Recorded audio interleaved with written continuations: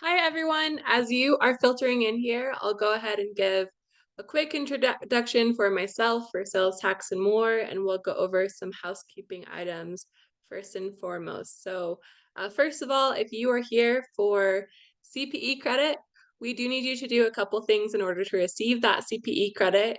You will need to answer the poll questions as they pop up on your screen. There are 5 of them today. You do have to answer all 5 in order to receive that CPE credit. You will also need to fill out the survey at the end of this webinar. It will pop up for you automatically as you are exiting. If you have any issues with either of those things, just send me a message, let me know. I'll help you get that sorted out. Additionally, if you have questions as we are going along, please reach out and ask those questions. We are going to do our absolute best to answer them at the end of this webinar or follow up with you via email. You can use the Q&A button. Again, anytime you have a question, please feel free to just send that. We're going to do our best to answer at the end. I'll also be attaching today's slides and handouts in the chat feature. They're also uploaded directly to Zoom and will be emailed to you in 24 hours. So there are a few ways for you to get your hands on those slides. And again, any issues with any of that, please just let us know. We'll sort it out for you. And let's do some quick introductions. So first of all, for Sales Tax and More is a full service. Oh, I forgot about our pre-recorded webinars. So, sorry. Okay, so we have pre-recorded webinars that are live in the Salt Vault. You can, these are a paid resource, but you can access CPE credit at any time. The Salt Vault itself has a lot of things that are included. You can take a look at this list here. There's a comprehensive list on our website, and I also will answer any questions about that. But this is a good resource. It can be a good resource for you. So now, introduction for Sales Tax and More. Sales Tax and More is a full service consulting and solutions firm. We have a really great team here of experienced tax professionals who are very dedicated to fulfilling your state tax and related needs. So we do a lot of sales tax returns, sales tax registrations, consultations, research, and like our name states, more. So if you have questions about our services, please reach out and ask. We would love to work with you. We'd love to hear from you. And a quick introduction for our founder, Michael Fleming. Mike's state tax knowledge is very well-rounded, and he has helped thousands of companies of all sizes and in all industries, and is especially well-known for his work in the e-commerce industry. And now that I have stumbled my way through that, Mike, please take it from here. And a quick warning as well, Mike is having some storms today, so we may turn off his camera during this, but to help with the connectivity, but there we go. It's all you. All right. Well, thank you for that wonderful introduction, Ellie. And I apologize for the short notice last week and the cancellation. I did have some COVID that went into round 2, which I hear it's been doing a lot this year. So was just not able to speak last Thursday. So I apologize. Today, we're going to briefly touch on Nexus. Very, very briefly, we're going to spend most of our time talking about taxability. And we're going to start out with tangible personal property. We're going to then roll into services. And, a big part of the taxability of services is the true object test. So we're going to spend some time on that. Then we're going to go into some commonly taxed services. We're going to talk about software as a service. We're going to do some research do's and don'ts. We're going to get into some specific examples and then also do some case studies today. So we've got a lot to cover. And there is no way in the world that we could cover every taxable scenario in 90 minutes. We couldn't even do it in 90 days. I mean, that's how different and granular these states can get. But we're going to give you a pretty thorough 10,000-foot overview here with some good specifics. So just keep that in mind as we're going through. So, Ellie, why don't we get started with the first poll question? Absolutely. And we just kind of want to gauge who's here. Have you attended our webinars? Is it your first time? We'd love to know. We appreciate any feedback in the end, we have a survey which gives you opportunity to do that. So my answers are still rolling in pretty quick here. We have a handful of beginners and people who've been with us before. We really appreciate you coming back. So why don't we close this out, Mike, and we can move forward. Okay. So real quick, I want to touch on Nexus. We do a lot of different webinars on Nexus. If you missed us doing the 90-minute long presentation last week, we will be doing that again, and there will be a number of other Nexus related webinars also. But real quick, Nexus, just a fancy word that means link or connection. And when we're talking about taxes, it's the link or connection that must be present before a state can require you to do anything. So before it can require you to collect its sales taxes or a seller's use tax or pay its taxes like an income tax or franchise tax or consumer use tax, you have to have this link or connection with that state that we call nexus. And that's why we say it all starts with Nexus, because if you don't have this link or you don't have this connection with a state, the state can't require you to do anything. So no Nexus equals no problems and no responsibility.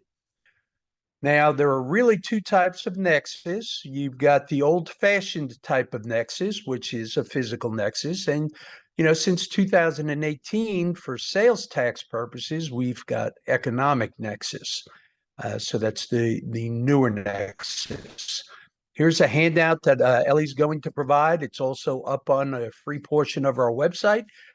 This is an economic nexus chart. And, all the software out there nowadays, and even some of these selling platforms, they've got all sorts of, language saying, oh, well, use our software, or, hey, get registered. We, like, I'm having a Shopify. Shopify, they don't even use any language that says you may have Nexus. They come right out and say, hey, you need to register. Unfortunately, I don't know of any software out there that gets granular enough to be accurate and able to tell you if you need to register or not. And if you're just looking at the software, we find that companies often end up registering too soon or in too many states. Because each state, they never make anything easy. The thresholds are different from state to state. What's included in those thresholds is different on a state-to-state basis. So, if Shopify tells you should be registered, that's a great red flag. If Avalara tells you, hey, according to our software, you should be registered, great red flag. Don't go out and get registered until you see if your specific facts and circumstances warrant a registration. And maybe they do, maybe they don't. For example, some states include sales through a marketplace like Amazon.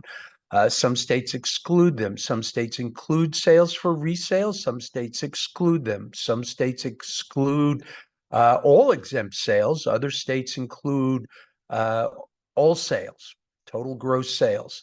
So it's very, very granular.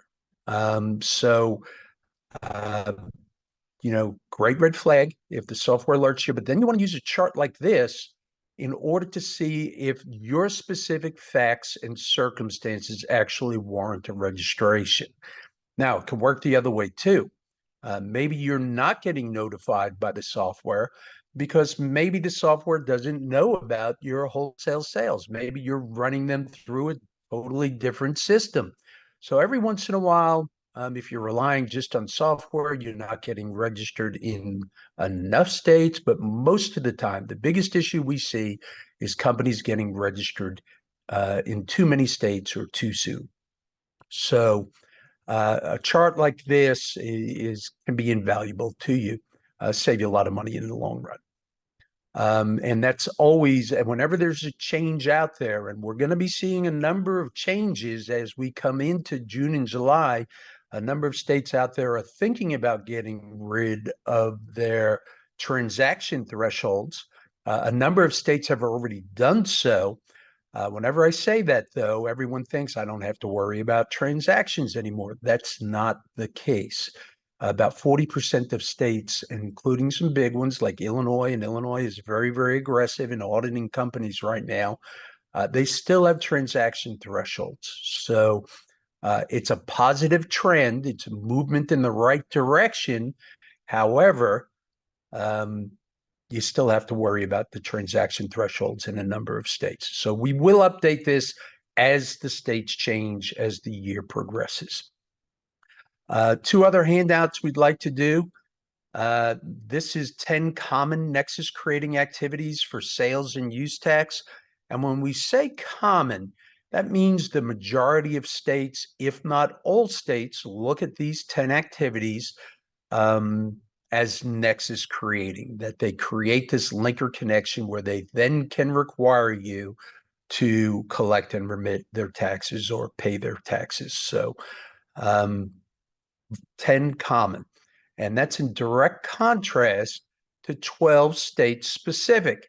And these are very different on a state by state basis. Maybe only one state considers this to be nexus creating, usually more than that, but it's not the majority of states. Each state looks at this a little bit differently. So again, both of these lists are out on the public, the free portion of our website, and Ellie is going to be handing them out. All right, so let's get into taxability. That's what we're here today to talk about. And one of the most common answers I give, and that many in our industry give when asked taxability questions, is it depends. And that's so often the answer because it really does depend. It will depend on the state. Each state has different ideas on what should or should not be taxable. It depends on the specific facts of the situation because taxability can be very, very granular. I was reminded of this just the other day. Iowa put out a notice uh, about a letter ruling, and there were two seemingly similar services, and they both had to do with agriculture. And the yield services, they were a taxable service, where the other service, which very, very similar in my eyes, was not taxable. So it gets very, very granular. And that's why taxability can be so tough. Give you a couple of examples here. Again, Iowa, um, you know, and it's not just Iowa, a number of states, when you're looking at candy, if it has flour in it, and sometimes it's the percentage of flour, then it's not taxable. But if it does not have flour, then it is taxable. So candy, just one example of how this works. Here's an example from California, water. If it's still water, in other words, it's not got any bubbles in it, then that is generally not going to be taxable. But if you got Pellegrino or Perrier, bottled water, but it has bubbles in it, that is going to be taxable. So can be very, very granular. Sometimes the size of a package can impact taxability. So we can't just make assumptions, especially when it comes to services, and we're going to get into that when it comes to taxability. It's very, very granular. All right, so we're going to start off with tangible personal property. And tangible personal property is something that can be seen, it can be touched, can be felt, smelled, tasted. It's something that can be perceived by the senses. And it's generally not real property, generally not intangible property or digital property. Now, some states, I say generally because there's always exceptions, in some states by statute try to call something that I would consider an intangible tangible personal property, like electricity, when we'll touch on that. So by default, tangible personal property is generally going to be taxable.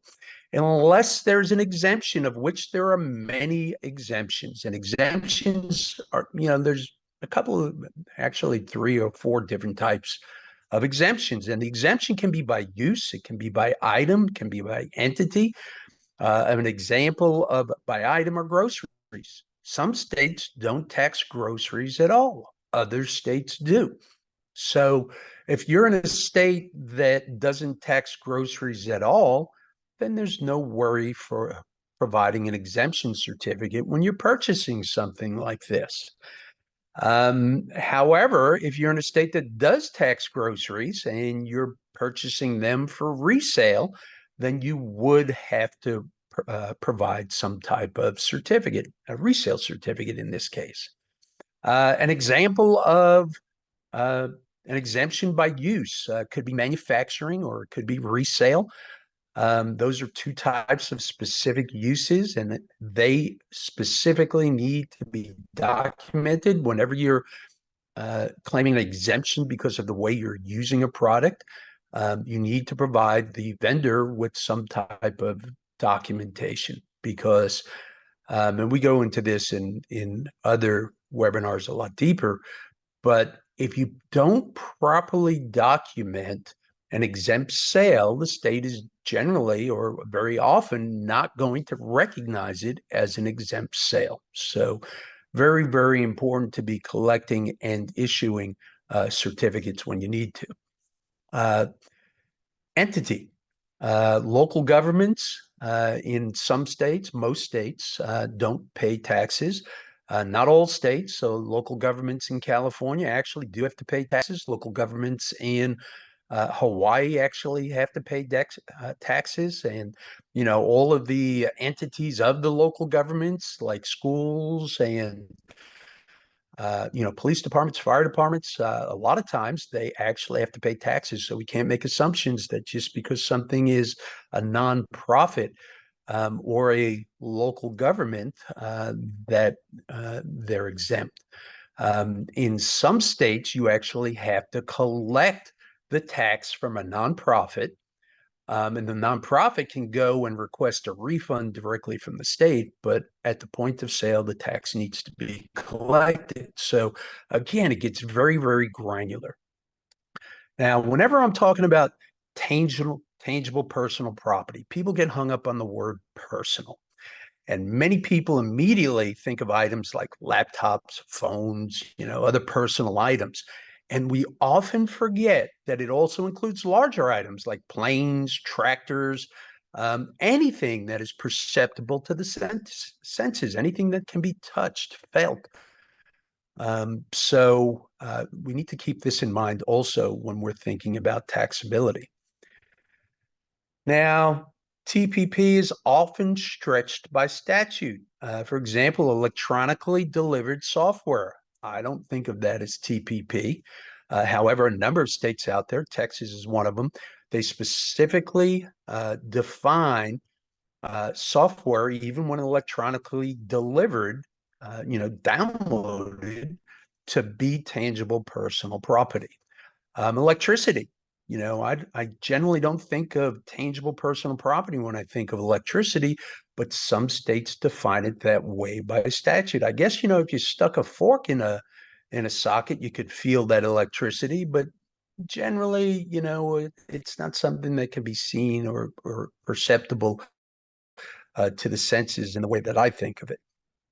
States have different ideas on that. So tangible personal property incorporated into real property.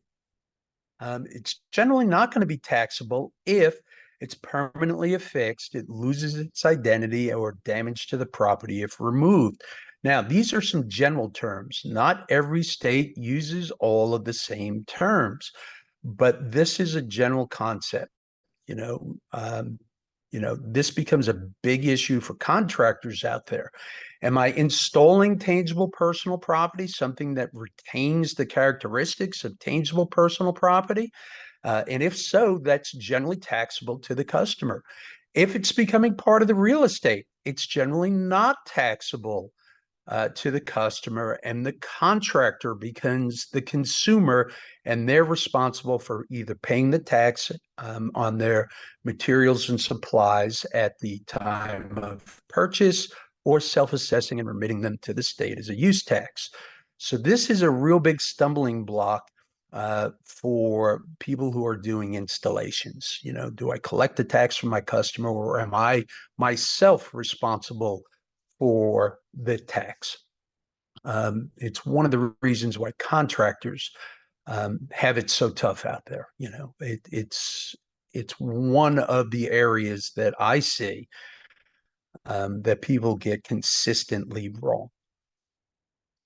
All right, so tangible personal property used or consumed in manufacturing. Generally not going to be taxable. However, the manufacturing process is defined differently by each state, and most states have a start and a finish, and it's not the same on a state-by-state basis. So again, it gets very confusing. I'll give you a little bit of auditor humor here.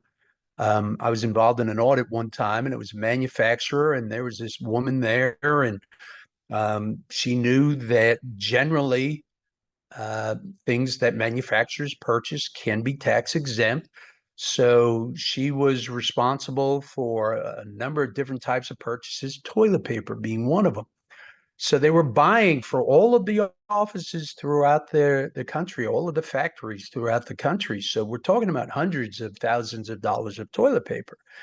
And the auditor comes to me and he says, "Hey, Mike, it seems like they're short paying the taxes on all this toilet paper. And while, you know, toilet paper is used and consumed, it's not used and consumed in the manufacturing process." So can you imagine this woman? She thought she was saving the company a bunch of money, doing a great job, and now she's got to go to a boss and say, "I made a mistake, and we got to pay tens of thousands of dollars of penalty and interest and back tax for toilet paper." So again, very, very granular. Uh, Another audit, just letting you know, I was involved in. This was a Virginia audit, and this company had purchased two cranes, and they were using both of the cranes in the factory. The cranes were maybe 50 feet apart, maybe 100 feet apart. They were very close. And one of them was actually used in the manufacturing process. It was moving um, the goods being manufactured from one portion of the production line to another. The other was at the loading dock. So as these items were coming off the production line, the other crane was used to load the trucks with them. Same crane, very close to each other, same factory.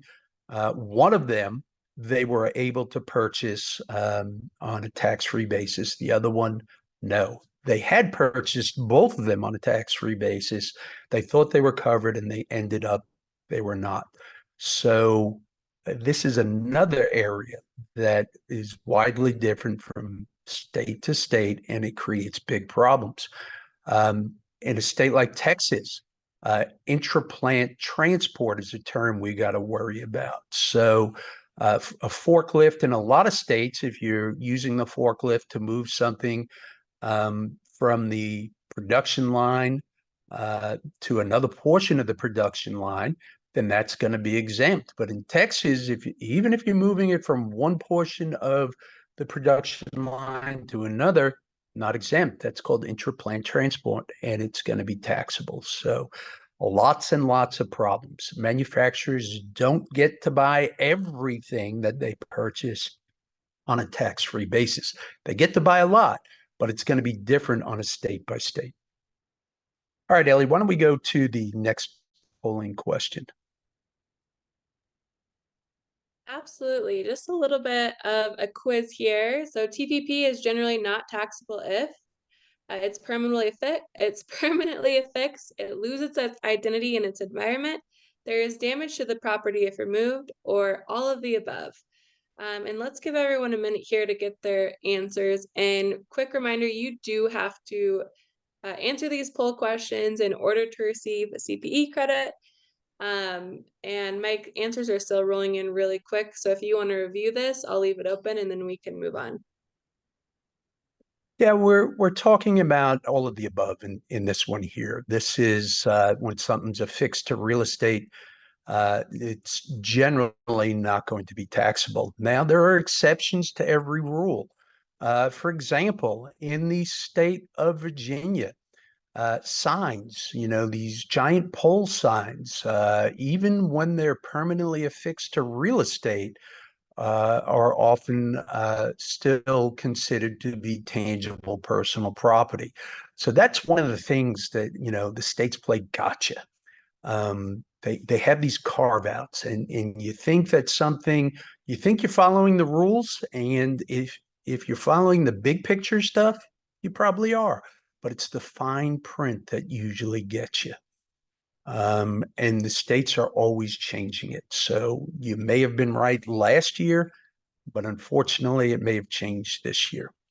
That's where I see a lot of these problems come in. Now, we could be talking about tangible personal property all day long, every day for 90 days or more, and still not cover it all. But we're going to move on to services right now because that's the area that I see causing the most trouble out there right now. And believe it or not, whenever we have a webinar or I'm out in person, giving a presentation, talking to a lot of accountants, and there's a belief that services are not taxable. And unfortunately, that's just not true. I don't know of any states out there that don't tax at least any states that have a sales tax that tax at least some services. I got to watch myself because one time someone called me on that. They said, well, Mike, not all states have sales taxes. And they're right. So at least all of the states that have a sales tax at least some services. And services are different than tangible personal property. Generally, a service is not taxable by default. So tangible personal property, taxable by default. Services, on the other hand, in most states, there's 4 states where this is going to be different. We'll touch on those. But generally, they're not taxable by default. So they have to be specifically enumerated, which is just a fancy word that means identified, listed, in order to be taxable. And sometimes a non-taxable service becomes taxable when sold in conjunction with tangible personal property. And we've got a great example we're going to go through later from California that illustrates that. Sometimes a non-taxable service becomes taxable when sold in conjunction with other taxable services without being separately stated. So here's the thing, most of the sales tax laws were written back when we were really a manufacturing-based economy, and that's changed. We're a service-based economy today and have been for a while. And states, they're not stupid. They're a little bit slow to react sometimes. So they're figuring out ways to update the way that they tax things. So they're not out all of this revenue. And every year, we see more and more services being taxed by more and more states.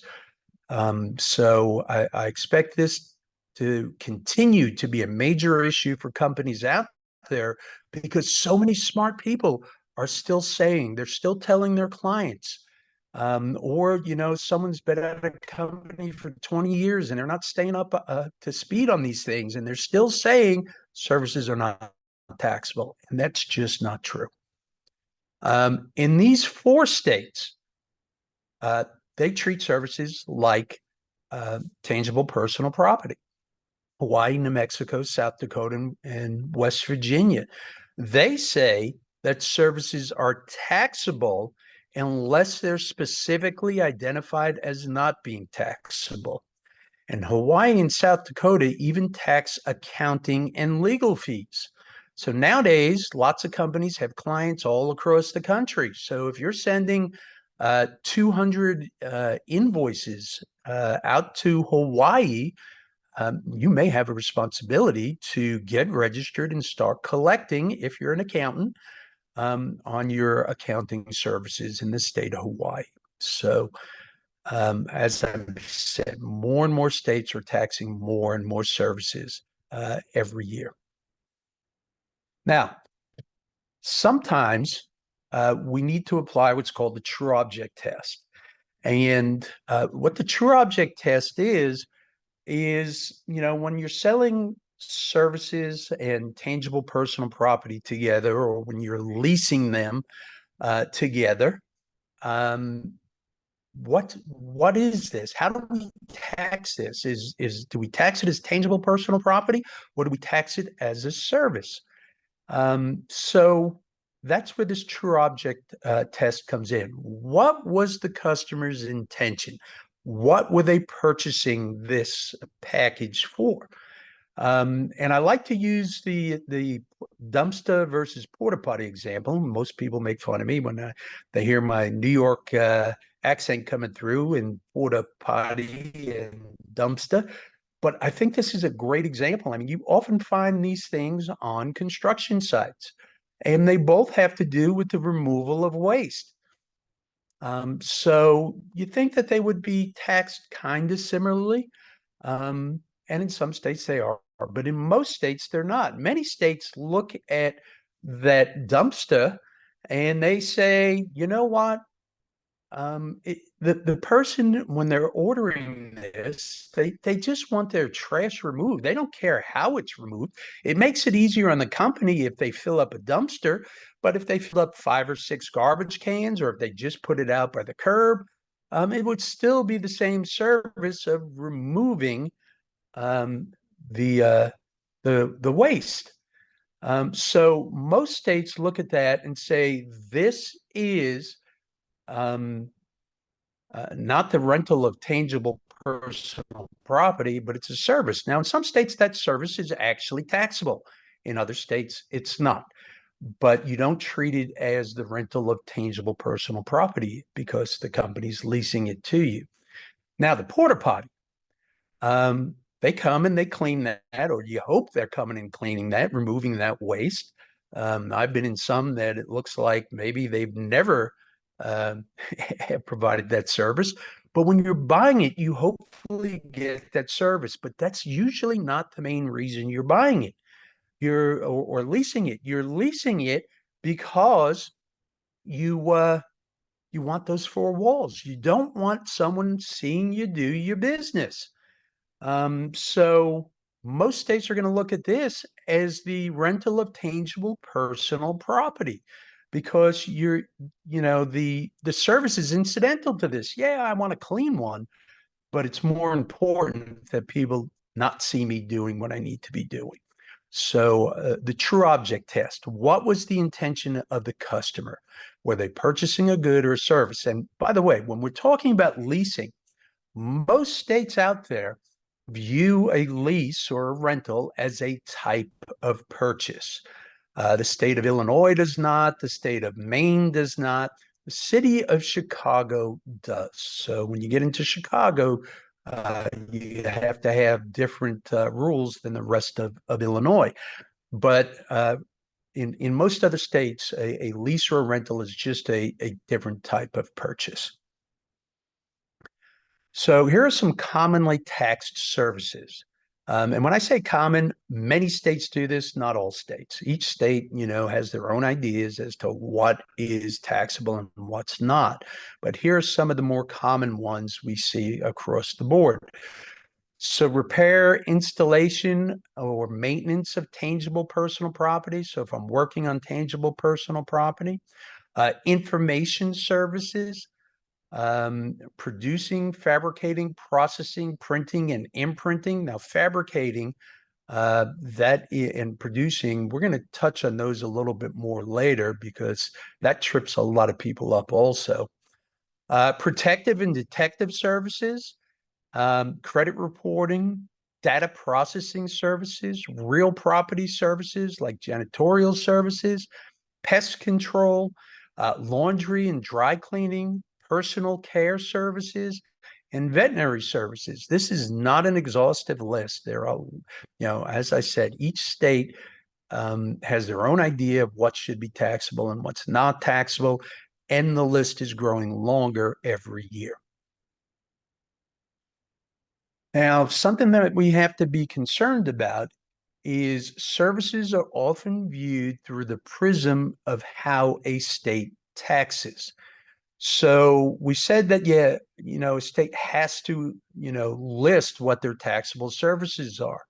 So, if you look at website design, a lot of people going quickly, they have clients who are doing website design or website hosting, and they don't see that on the primary list of services that are taxable.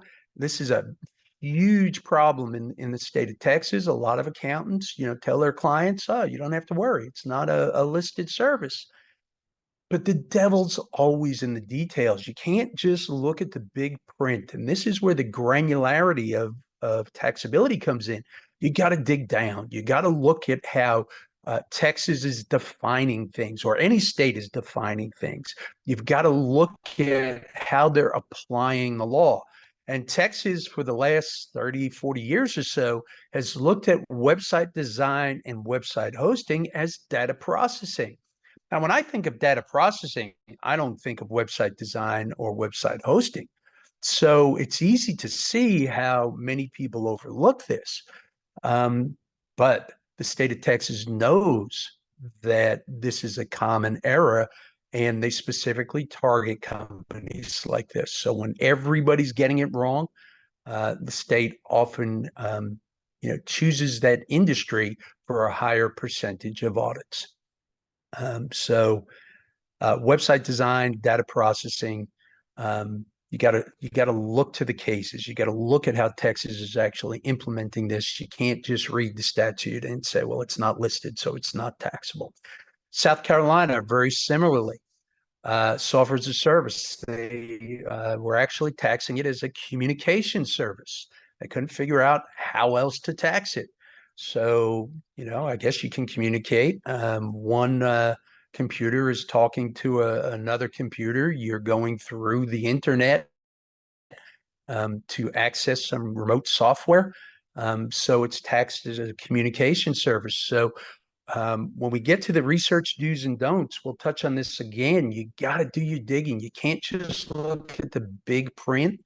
You've got to look at the small print also, and you've got to look at some of the cases that have happened in the state. You got to look at the guidance from the state, because these aren't the only two examples of this.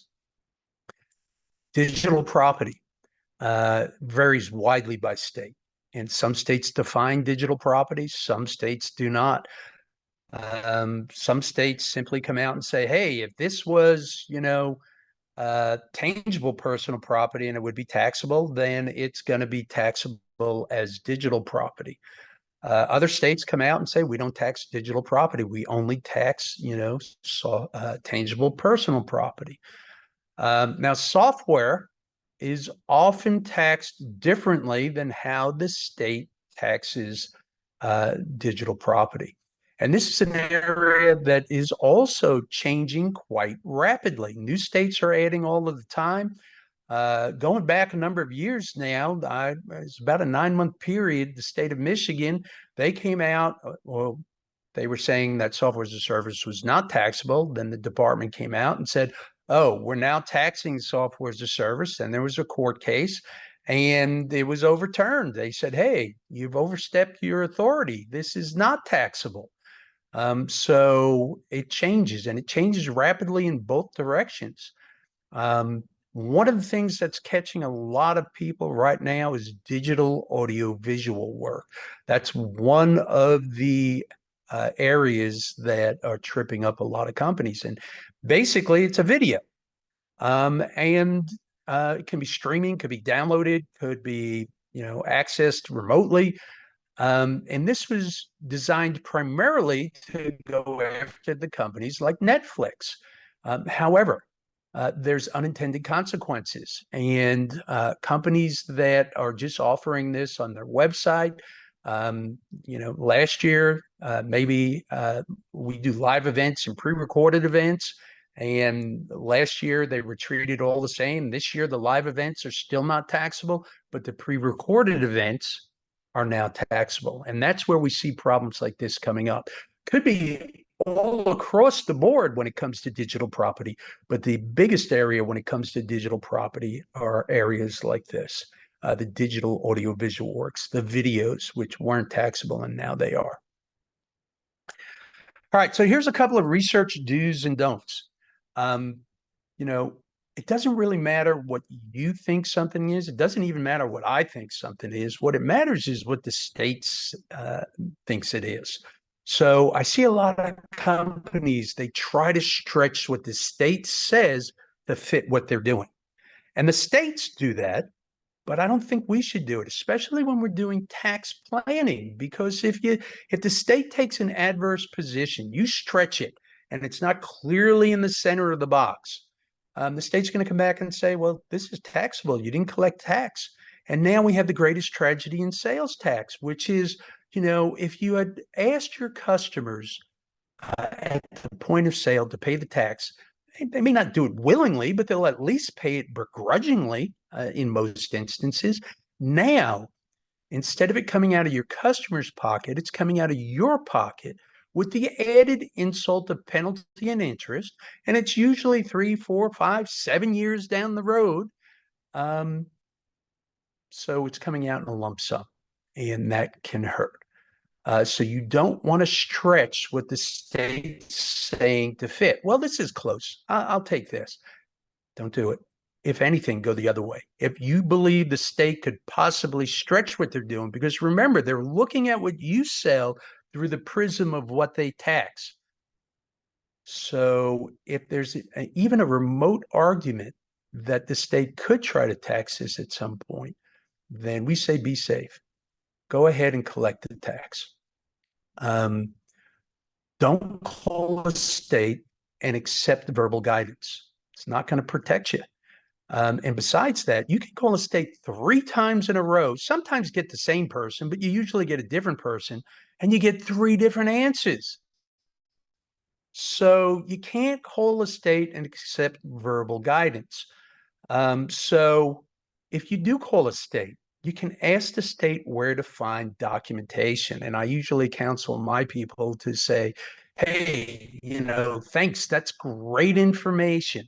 But my boss wants something in writing. He's going to give me a hard time if I don't have it in writing. So is there some publication out there or some statute that you can point me to that, or can you send me an email telling me what you said? Generally, they're never going to send you an email, but a lot of times they will point you to a publication. Read the publication, because so often when I read the publication, it says the exact opposite of what the person at the state told me. I'll give you an example here. I was working, I did some research for a client up in, they were working in the state of Washington, and they were doing some work for the FAA on an Indian reservation.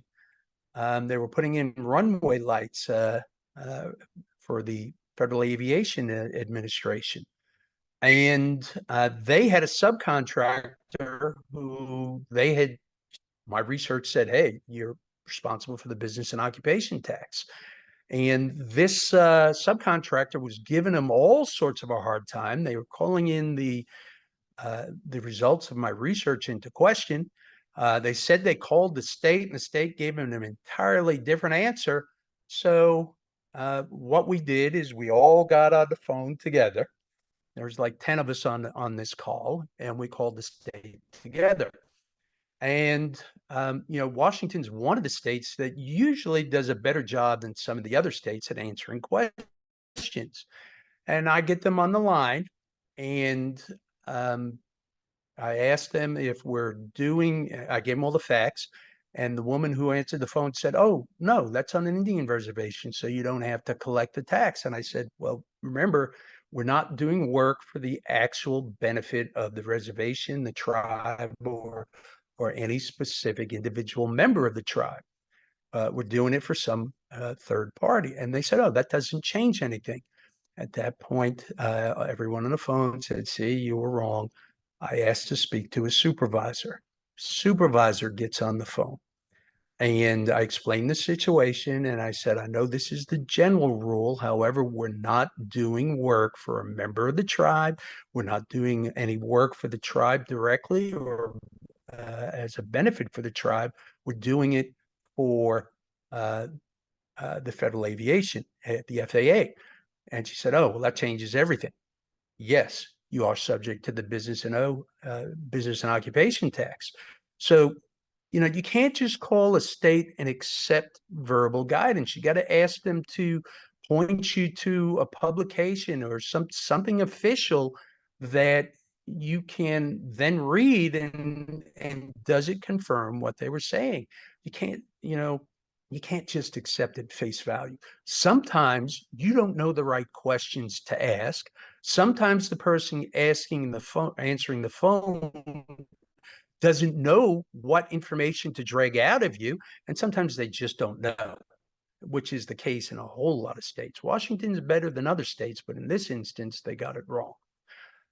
You can't assume the competition is doing it right. I mean, I was on the phone the other day and someone said, well, we worked for a public company and this is the way that they did it. And public companies have to be doing things correctly. That is so dangerous. You cannot assume that just because someone's a public company that they're doing it correctly. I can give you horror story after horror story about public companies that have gotten things wrong. And if you're playing the follow the leader, a lot of times this is the blind following the blind. You cannot assume that the competition is doing it correctly. I'll give you an example here. This wasn't a publicly traded company, but there was a camera leasing company, and the state of Massachusetts went after them. They said, hey, we audited one of your customers, and we see that you're leasing cameras into our equipment. That means you own tangible personal property in our state, because when you're leasing something, you retain ownership. So you own tangible personal property here. And by the way, the leasing of tangible personal property is taxable in our state. So we want the last, I think they wanted the last 7 years worth of back tax, penalty, and interest. And this company says, oh no, we can't be doing it wrong. Excuse me. Everyone in our industry does it this way. So the state of Massachusetts says, well, give me a list of everyone in your industry and we'll go ahead and contact them. And the way that we found out about this is one of their competitors called us and said, hey, can you believe that our competitor ratted us out? And unfortunately, we said, yeah, it's not as rare as you think. And they wanted to know if the state of Massachusetts was correct. And we said, unfortunately, not only is it an issue in Massachusetts, but it's probably an issue everywhere you're doing business. So we helped them fight. Not everything they were doing in Massachusetts was taxable. We helped them get the amount of the audit down in Massachusetts. But then we did a series of voluntary disclosures and amnesties and got them compliant in the rest of the country because they had exposure everywhere. So you cannot assume the competition is doing it right, especially on some of these companies where someone's been there for 20 years. I mean, a lot of these people stop learning. There are some people been at companies for 20 years and they are absolute experts in their field. Don't get me. I shouldn't speak in absolutes, but sometimes someone thinks they've achieved, they've made it and they don't stay up to date like they need to. I was uh, working with one of our clients and they were interacting with a big publicly traded company, and unfortunately they weren't even close to getting it right. Another publicly traded company that is now out of business. In a 9-month period, I was on the phone with them twice. Once with one CFO had a whole high-powered accounting team on the call with me. They got it wrong. The CFO was later let go. The new CFO comes in and he's relying on attorneys. They've got, 6, 7 attorneys on the phone. It was an expensive call for them. I laid out my client's position and they said, oh, well, no one told us this. And again, this company was getting it wrong. So just because it's a public company doesn't mean that they're getting it right. So you can't assume the competition is doing it right. You got to do your own research. Yes, that takes time. Yes.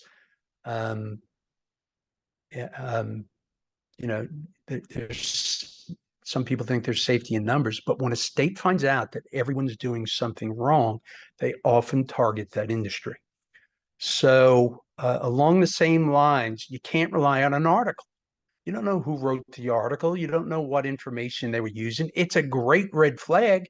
It can alert you to a potential issue or potential savings, but then you got to go and do your research. Is what the article's saying actually factual? Charts, same thing. You can't rely on a chart for final answers. Charts are great tools. They're a great starting point and they can point you in the right direction. But I see so many people using charts for final answers. And some of the limitations on a chart are, it's middle of the box. And, do you actually fit the middle of the box? Does this chart actually apply to your facts and circumstances? Maybe it does, maybe it doesn't. Also, who prepared the chart? If you're using a research source out there, the highest paid people are not the ones usually creating these charts. So we have 5 research sources. I read the charts that they prepare, and a lot of times I'm looking at their conclusion and I'm looking at their supporting documentation, and it says the exact opposite of what the chart says. So you can't rely on a chart for final answers. Great place to start, can point you in the right direction, but so many people get themselves in trouble. And I've got 2 examples when we start talking about software as a service that we can go into that in a little bit more. Don't use a frequently asked questions page as the sole authoritative source. It's not an authoritative source. A lot of times, the accounting people aren't even putting these frequently asked question pages together. Maybe it's a marketing person. An example here in Texas, we had one client who said, well, Mike, I just read the frequently asked questions page and it says I do not need to be registered. I said, well, unfortunately, the statute reads differently. According to the statute, you do need to be registered. And they knew better. And they said, well, no, we're going to go with the frequently asked questions page. Please deregister me. And deregistering is not a simple process. Sometimes it's harder to deregister than it is to register. So against our recommendations, they deregistered. And about 2 months later, they gave us a call back because the state of Texas went out and fixed their frequently asked questions page. And it's real easy to change them. It's real easy to make it disappear like it was never there. And they corrected it. And now this person came back and said, can you please register me again? So a lot of unnecessary expenses there. So you don't want to use a frequently asked questions page as the sole source. It's a great red flag. I mean, it can alert you to an issue, but you got to do your research to see if what it's saying is actually true. Now, I know we have a lot of accountants on the webinar today. And I say this, don't blindly trust your accountant. If you're here, I assume you're perfecting your knowledge. You're learning about these things. But so many clients come to us and say, my accountant told me I didn't need to be worried about this. Or my attorney told me that I didn't need to be worried about this. And so many accountants actually know this stuff. Or if they don't know it, they know what they don't know. And they want to bring in a subject matter expert. They don't want to give advice when they're uncertain. Not everybody is that good. So you can't blindly trust your accountant. You got to ask them the questions. How do you keep on top of all of the state changes out there? How many clients are you working with on a state and local tax basis? How many multi-state clients are you working with? on a state and local tax basis. So a lot of great accountants out there, not all of them. You can't just say, oh, they're an accountant. They must know what they're talking about. There are no questions on the CPA exam about sales tax, very few courses in school about sales tax. For the most part, most accountants prior to Wayfair in 2018, they just didn't have a need for multi-state taxation. Maybe they knew their home state and some of the surrounding states, but now they have to know all states all across the country. And they just don't have the client base prior to 2018. And I'm talking about majorities. There's a lot of companies that have well-developed state and local tax departments and have had them forever. But we're talking about in general. In general, this was not a big deal. And it takes years to become a sales tax expert because you learn by doing. So some of the do's we already talked about: ask the state where to find the documentation. Do read the underlying citations on a chart.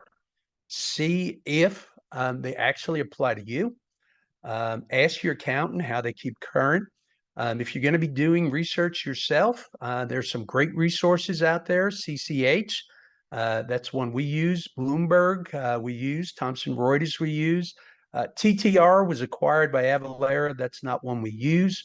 But a lot of companies out there do utilize TTR. We have, and Ellie touched on it briefly, the Salt Vault. And there's a lot of great information in there in addition to the pre-recorded webinars. There are a lot of charts. And like I said, you don't want to use the charts as the be-all, end-all.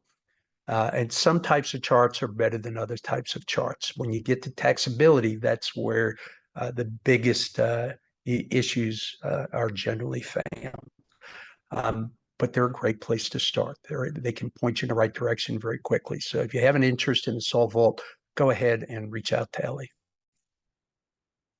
And Ellie, let's go ahead and talk about the next poll question. Absolutely. I have a quick true or false question here. Services are generally not taxable by default. Services generally must be specifically enumerated to be taxable. True or false?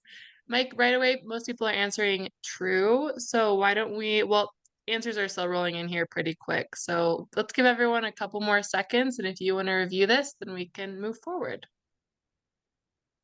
That is true, but you got to be very careful because when people hear services are generally not taxable by default, a lot of people assume that the services they offer are not taxable. And unfortunately, we're seeing more and more problems along those lines because every year, like I say, more and more states tax more and more services. And this has been going on for quite a number of years. So maybe 10 years ago it wasn't taxable, but for the last 5 years it is. And every year that goes by, you're building your exposure, your potential liability higher. So we have to actually look at what we're doing and determine if it is going to be taxable or not. And we can't just do it once and forget about it. We have to stay on top of these things. All right, so let's move on to shipping and handling. And this is a question that trips up companies a lot. I'll give you an example out there. Companies like Avalara, companies like Vertex, they have different codes for shipping, and both of them are somewhere right around, high 20s, 28, 29, 30 different codes when it comes to shipping and handling and freight. TaxJar, last time I checked, had one code. So, when we talk about the different levels of software companies out there, you have your top tier and your second tier. And I have a lot of problems even with the top tier companies. But there are some companies that are just not set up to help you be successful. And a company like a TaxJar is going to be one of those types of companies. So shipping and handling, first of all, handling generally going to be taxable in most states. Shipping going to vary between the states, and it's very, very fact dependent. Some of the factors are, is the shipping mandatory or optional? Illinois, there was a lot of lawsuits about this, a lot of ambulance chasers going after companies that they thought were doing this wrong. And the companies were just following the guidance of the Department of Revenue. Department of Revenue happened to be wrong in this case. So it was a very bad scenario. But what mandatory or optional means, and I think it was Sears is the one who brought this to a head. They went against everyone else, and they gave people an option to come into the store and pick it up, which was free, or they could choose to have it shipped to them. If they chose to have it shipped to them, then that could, in some instances, be taxable. But because it was optional, very often it was not taxable. Now, let's say you're selling online, and the only way someone can get something is by you shipping it to them. There is no option to come and pick it up. That becomes mandatory. And the reason why shipping and handling become taxable in many states is because under certain circumstances, they could become part of the definition of the sales price. So if what you're selling is taxable and you've got mandatory shipping, that becomes part of the sales price and is now taxable. If what you're selling is not taxable, then the item is not going to be taxable. This second one here, and states like Arizona say this, it's really just, is the shipping mandatory or optional? It's another way of phrasing it. And it says, can shipping be separable from the sales transaction? Now, that doesn't say separately stated. It's can the shipping be severed from the sales transaction? And, well, is it mandatory or optional? So if it can be severed, people can still get their stuff, then yeah, it's not going to be taxable. But if it cannot be severed, then it's generally going to be taxable. Also, is the charge separately stated? So you have to separately state it. Some states say if it's combined with handling, that is not separately stated, and the whole amount has to be charged. Other states like California will say, well, what percentage is shipping and what percentage is handling, which gets into nightmare calculations. So shipping and handling, not as simple as people think. And typically in the United States, and there are exceptions to every rule, but typically shipping is going to be, an item is taxable in the state where it's shipped to, if the shipping is done by a common carrier or by the U.S. Postal Service. And the reason why that is that an item is taxable where the customer or an agent of the customer receives the item. And common carriers and the U.S. Post Office are generally, they can't be an agent of you. They're not viewed as agents. So like I said, there are exceptions to every rule out there, but this is the general rule of what happens. If someone comes in their own truck, or they've got a captive trucking company, they only do work for this one company, that's an agent, or that's the purchaser themselves. And now it's taxable wherever they're picking that up, not where they're bringing it to. So lots and lots of issues with shipping and handling. It seems like it should be simple. People always say, well, Mike, do you have a chart? Yeah, I have a chart. And I say, but do not use this for your final answers.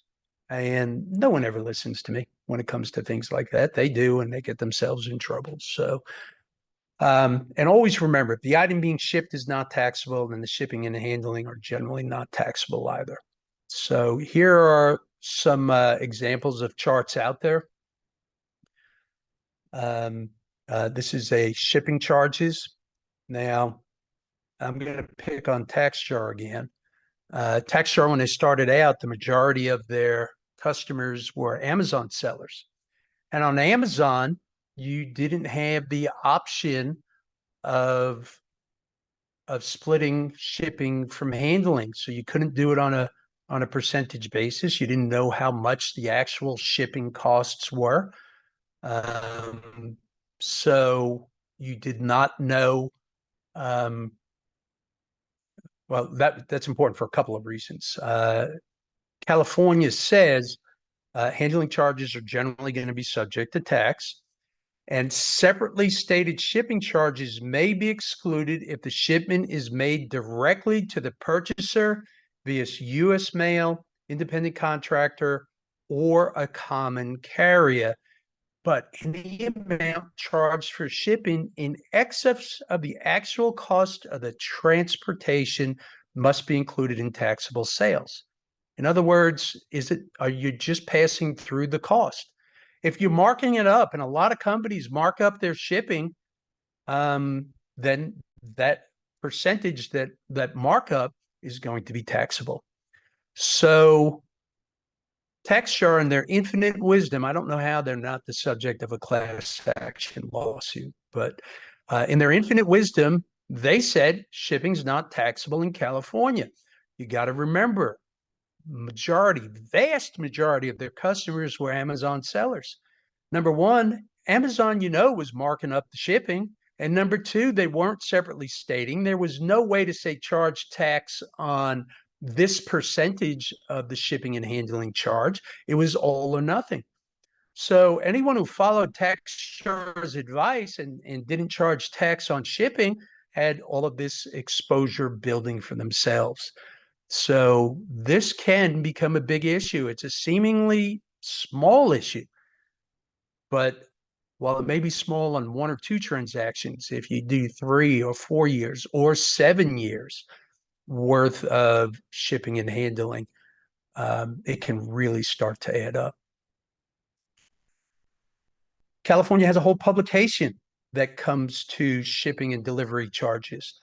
It's Tax Publication 100, and here are two different charts that take you through when something's taxable and when something's not taxable. So again, you can't just look at the chart, because if we go back to the chart, I believe the chart's going to tell us that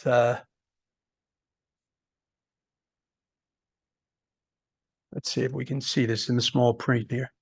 Oh, it does say excluded if the charges are separately stated and deliveries made directly to the purchaser by an independent contractor. Doesn't say anything in this shipping charges here about it being a direct pass through of the cost, that the markups are taxable. So if you're just looking at this chart, you're probably missing that. So one of the limitations of charts. All right. So Ellie, why don't we go to the next polling question? Absolutely. A quick little quiz about shipping here. Shipping varies between states and is fact dependent. Some factors are, and the choices are: is shipping considered part of the sale price? Is shipping mandatory or optional? Is the charge separately stated, or all of the above? Quick reminder for everyone, you do have to answer poll questions in order to receive CPE credit.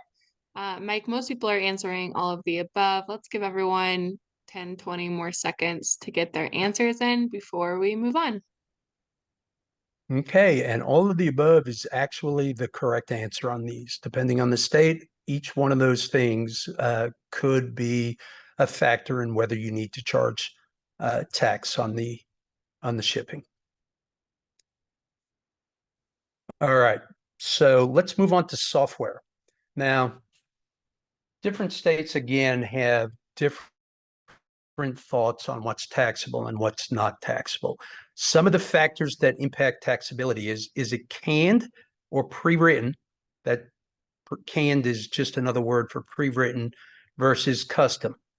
Now, some states are even starting to try to tax custom software, but canned or pre-written is how most states will tax it. What happens if part of it's canned and part of it's custom? That becomes another issue. Big determining factor, method of delivery. Is it delivered on a tangible medium like a CD, magnetic tape, flash drive? Is it preloaded in a computer, etc.? Or is it delivered electronically, such as downloaded or emailed? So a state like California is going to say, well, downloaded software is, or emailed software is not going to be taxable, where a state like Texas says it doesn't matter how it's delivered, it is all going to be taxable. Load and leave, treated differently by different states. That's where someone comes with some type of tangible medium. They load it into your computer, and when they leave, they take the tangible medium with it. So that used to be a lot bigger method than it is today, but different states are going to look at that different ways. So here again is a chart that looks at downloaded software and is it going to be taxable or not? So this is one of the examples of the type of charts we have up in our salt vault. And this is one of the charts that generally is going to be better than some of the other charts to use. When it comes to cloud computing, the charts are not as good, and I'm going to tell you why. We got two examples, two case studies when it comes to this.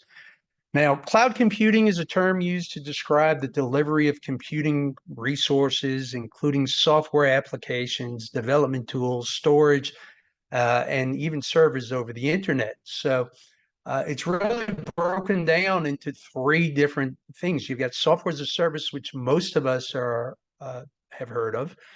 You've got infrastructure as a service, and then platform as a service. Most of the states are good at talking about software as a service, not so good at getting into infrastructure as a service or platform as a service. Here are some actual definitions. I'm not going to go into each one of these here. You do have copies of the slide deck, so you can take a look at that. More states address software as a service, as I mentioned, as they do infrastructure or platform. Some states don't address it at all, and you got to use your best guess. How do they treat other software? How do they treat other services? And base your decisions on that. Some states treat software service the same as other software. Other states approach it entirely different. Arizona looks at it as the licensing of tangible personal property. As we mentioned, South Carolina taxes it as a communication service. And look at Texas pulling out data processing. That's a wide net for the state of Texas. I don't think of software as a service as data processing, but the state of Texas does. And by the way, data processing has a 20% exclusion. So the first 20% is not taxable. The balance, 80% of the charge is going to be taxable. So software as a service is treated very, very differently all across the board. Now, the local jurisdictions in some states, software as a service is not taxable at the state level, but it is going to be taxable at the local levels. So Colorado does not tax software as a service at the state level. However, a lot of the self-administered jurisdictions do. Illinois does not tax software as a service at the local level. However, Chicago does, and they tax it as a non-possessory computer lease. So it gets very, very granular. Now, here's a chart when it comes to software as a service, and it tells you if something's taxable or not taxable. Now, here's case study number one, and this is about software as a service. And we were approached by a company to do some research. They told us they were a software as a service company. They wanted us to confirm that the software as a service chart was correct. Now, whenever we do research, we ask for some sample agreements, some invoices, and a written description of what they do. And the reason why we ask for all these things is because the auditor are going to is that's what they're going to ask for. They're going to ask for invoices. They're going to potentially ask for sample agreements. Um, and the written description is so important because we want to make sure we're on the same page as our client. So in this instance, everything they gave us, I mean, they gave us an agreement for downloaded software. They gave us a written description that said the most important part of our SaaS is to download this software. And on the invoices, it was for downloaded software. Now, yes, after you downloaded the software, you could remotely access the servers at the company's headquarters. But here's what an auditor is going to see. They're going to see downloaded software agreement. They're going to see, the invoices, and the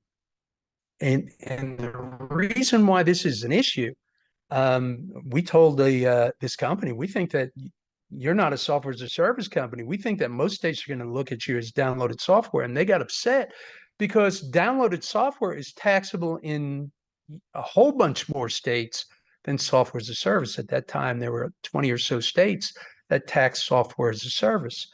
So now they had to worry about collecting and remitting tax in a bunch of states, and they were not happy with that. So that's one of the problems with the chart. Do you actually fit the chart? I mean, this company wanted to go out and say, we're going to collect tax in these states as software as a service. And in a state like Texas, they'd only be collecting tax on 80% versus 100% because downloaded software is taxed at 100%. So you got to actually make sure that the chart fits your facts and circumstances. That's the biggest issue I see when people are using charts. Case study number 2. This goes in the opposite direction. This company came to us. They wanted us to do research. They told us they were a software as a service company, wanted us to confirm the software as a service chart was correct. And again, we asked for the sample agreements, invoices, and written description. And everything they gave us referenced accessing remote data. And I say many states here, but most states don't tax access to remote data. So instead of registering in 20 states, we told them, hey, we register in this one state here at that time. So sometimes people rely on a chart and they end up getting registered in too many places, sometimes not enough places. You got to make sure that that chart fits your exact facts and circumstances. All right, so let's talk about clothing. Clothing is something else that trips up a number of people. Most states generally tax clothing in most instances. The states of Massachusetts, Minnesota, New Jersey, New York, Pennsylvania, Rhode Island, Vermont, generally considered exempt, but only for everyday wear. So if something's considered to be formal wear or sporting goods or fur, even though the state may exempt clothing, this is considered taxable. Bathing suits can be either sporting wear or everyday wear. Now, some states put dollar amounts on this. Like New York only exempts items below $110 each. So if you got a pair of pants and that's one item. So if they're $111, they're taxable. They're $110, not taxable. $109. By the way, the exemption is only at the state level because many of the local jurisdictions in New York actually charge tax. So when it comes to collecting and remitting tax in New York and your clothing, it can get very, very granular. And the company that you're working with has to be able to make a distinction between the two. Not the company remitting your returns. It's the actual company who's figuring out your taxes. Massachusetts only exempts items below $175 each. So nowadays I see some t-shirts pretty expensive out there. Even though it's a t-shirt, if it's above $175, it's going to be taxable. Accessories, this is where I see companies getting tripped up. Accessories are not clothing and are generally taxable. In some states, protective wear is going to be exempt. In some states, it's going to be taxable. Now, an accessory, what are we talking about? Are we talking about a tie? In most states, ties are going to be considered clothing. But if we're considered a wallet or a watch or a purse, some companies call these accessories, and those are taxable accessories. So we got to be careful in how we define things. We can't make assumptions. We can't lump everything together. If we do, it's going to be a problem if we ever get audited. Some states, needles, thread, and yarn can actually be exempt because they're used to make clothing. A state like Minnesota, very common mistake in Connecticut, used to be exempt. Now it's taxable. Now it's only exempt on certain holidays. So in general, Connecticut is going to be taxing clothing. Really expensive clothing, sometimes subject to the luxury tax. And other states have very limited exemptions. For example, sometimes clothing used in motion pictures or sales by or to certain nonprofits, and the sales tax holidays, as we mentioned in Connecticut. Here's a chart on clothing. And again, this is one of the better charts out there. They usually get this right. Here's a chart on services generally. So services are generally not taxable in Alabama. That doesn't mean no services are taxable. And a place like Alaska, well, it'll tell you not applicable. Unfortunately, there's no state level tax in Alaska, but you've got the Alaska Municipal League. And if you're over $100,000 or 200 transactions of say into the state of Alaska, then you're supposed to collect and remit tax. And many services are actually taxable in the state of Alaska. All right, so this trips up companies a lot too, the sales price. And sometimes,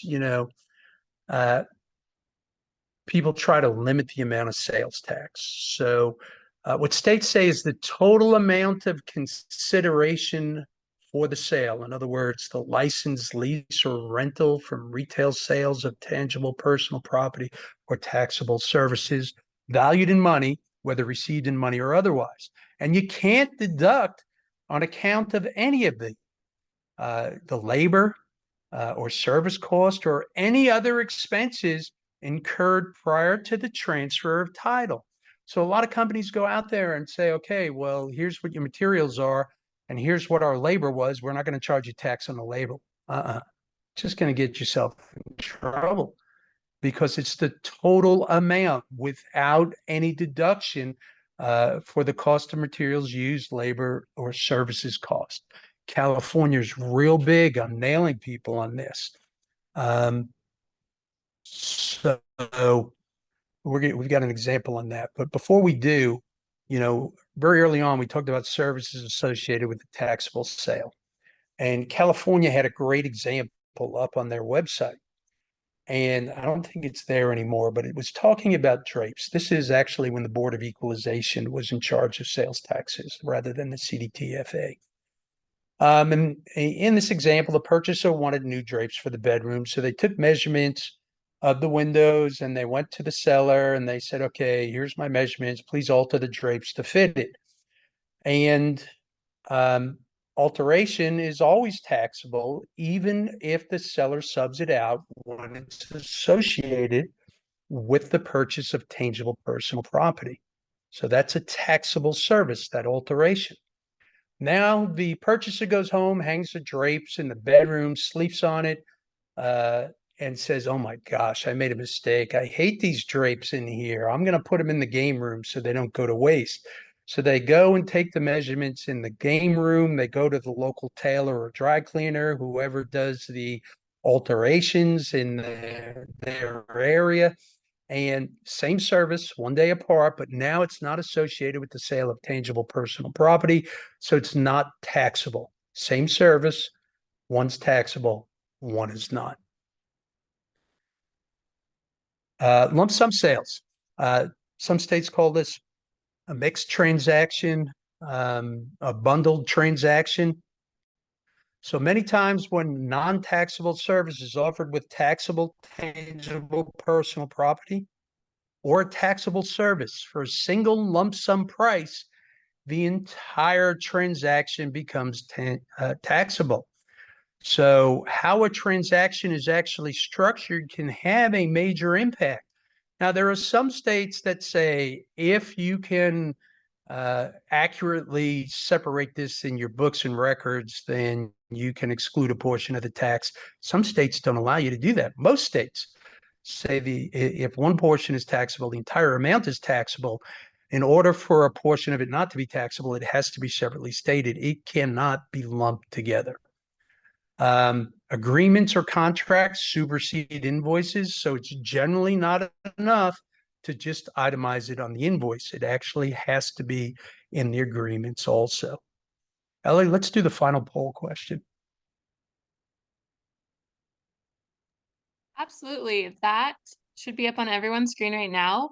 We want to know, are you joining us for next week's webinar? We are going through the full series of the 7 pillars of a successful sales tax strategy. So I'll send that link out in the chat right now. You'll also be, if you're subscribed to our email list, you'll get a reminder. But Mike, why don't we just give everyone a couple more seconds here and then we can close it out and finish up. Okay.